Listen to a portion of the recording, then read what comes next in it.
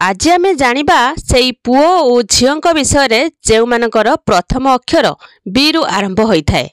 समस्तंक जीवन रे तांको नामर महत्व अधिक रहिथाय। जणे व्यक्तिंक नामर प्रथम अक्षर ताहार जीवन रे बहुत प्रभाव पकाइथाय।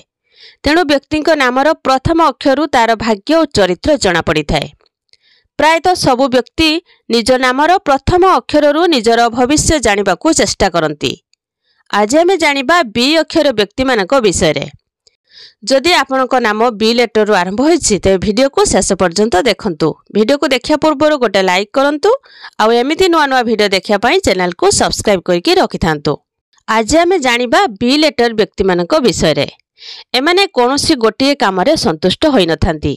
एमानकू नुआ नुआ कार्य करबाकू पसंद लागिथाय। एमाने निजे रास्ता निजे ही प्रस्तुत करथांती।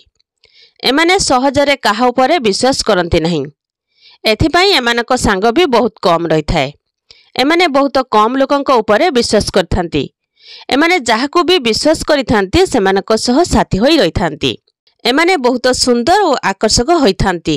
एमाने सर्वदा किछि ना किछि नुआ रास्ता खोजिबारे लागिथांती। एमाने बहुत कम लोकंक उपरे विश्वास करिथांती। एमाने जाहाकू भी विश्वास करिथांती सेमानक सह साथी होई रहिथांती। ए बी लेटर आरंभ होइथिबा व्यक्ति सौंदर्य प्रति आकर्षित होइथांती। एमाने सबु बेले निज कथा को निज भितरे चापिकी रखिथांती।